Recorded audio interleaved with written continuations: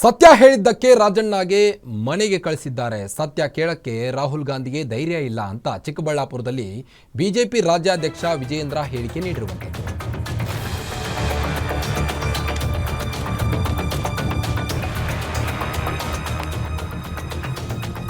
ಸತ್ಯ ಹೇಳಿದ್ದಕ್ಕೆ ರಾಜಣ್ಣನಿಗೆ ಮನೆಗೆ ಕಳಿಸಿದ್ದಾರೆ. ಹೀಗಂತ ಬಿಜೆಪಿ ರಾಜ್ಯಾಧ್ಯಕ್ಷ ವಿಜಯೇಂದ್ರ ಅವರು ಚಿಕ್ಕಬಳ್ಳಾಪುರದಲ್ಲಿ ಮಾತನಾಡಿರುವಂಥದ್ದು.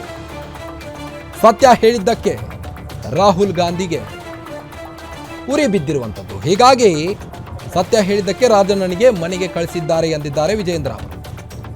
ರಾಹುಲ್ ಗಾಂಧಿ ಒತ್ತಡವನ್ನು ಹೇರಿ ಅವರಾಗಿಯೇ ಉಚ್ಚಾಟನೆ ಮಾಡಿದ್ದಾರೆ. ಇದರಲ್ಲಿ ಯಾವುದೇ ರಾಜೀನಾಮೆ ಇಲ್ಲ. ಅವರಾಗಲೇ ಫೋರ್ಸ್ ಮಾಡಿ ಅವರನ್ನು ಉಚ್ಚಾಟನೆಯಾಗುವ ಹಾಗೆ ಮಾಡಿದ್ದಾರೆ. ರಾಜಣ್ಣನವರು ರಾಜೀನಾಮೆ ಕೊಟ್ಟಿಲ್ಲ, ಅವರನ್ನ ಉಚ್ಚಾಟಿಸಿದ್ದಾರೆ ಎಂದಿದ್ದಾರೆ. ಕಾಂಗ್ರೆಸ್ ಪರಿಶಿಷ್ಟ ಜಾತಿ ಪಂಗಡದ ಮೇಲೆ ಎಷ್ಟು ಪ್ರೀತಿ ಇದೆ ಗೊತ್ತಾಗ್ತಾ ಇದೆ. ಇಲ್ಲಿಯೇ ಗೌರಿಬಿದನೂರು ತಾಲೂಕಿನ ವಿದುರಾಶ್ವಥ ಬಳಿ ವಿಜಯೇಂದ್ರ ಈ ಒಂದು ಹೇಳಿಕೆಯನ್ನು ನೀಡಿರುವಂಥದ್ದು. ಸತ್ಯ ಹೇಳಿದ್ದಕ್ಕೆ ರಾಜಣ್ಣನಿಗೆ ಈ ಒಂದು ಪನಿಷ್ಮೆಂಟ್ ನೀಡಿದ್ದಾರೆ ಅಂತ ವಿಜಯೇಂದ್ರ ಹೇಳಿರುವಂಥದ್ದು. ರಾಜಣ್ಣ ಅವರ ಹೇಳಿಕೆಯನ್ನು ನಾನು ಗಮನಿಸಿದ್ದೇನೆ. ಷಡ್ಯಂತ್ರ ಪಿತೂರಿ ಸಂದರ್ಭ ಬಂದಾಗ ತಿಳಿಸ್ತೇನೆ ಅಂತ ಹೇಳಿದ್ದಾರೆ.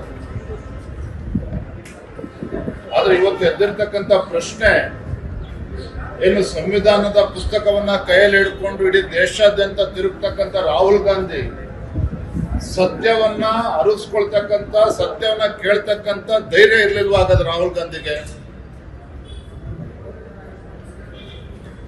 ಒಬ್ಬ ಪರಿಷ್ಠ ಪಂಗಡಕ್ಕೆ ಸೇರಿರ್ತಕ್ಕಂಥ ಒಬ್ಬ ಹಿರಿಯ ಸಚಿವರನ್ನ ನಡೆಸ್ಕೊಳ್ತಕ್ಕಂಥ ರೀತಿನ ಇವತ್ತು ಕಾಂಗ್ರೆಸ್ ಪಕ್ಷ ಹಾಗಾದ್ರೆ ಯಾವ ಬಾಬಾ ಸಾಹೇಬ್ ಅಂಬೇಡ್ಕರ್ ಬಗ್ಗೆ ಉದ್ದುದ್ದ ಭಾಷಣ ಬಿಗಿತಾರೆ ಕಾಂಗ್ರೆಸ್ ಪಕ್ಷದವರು.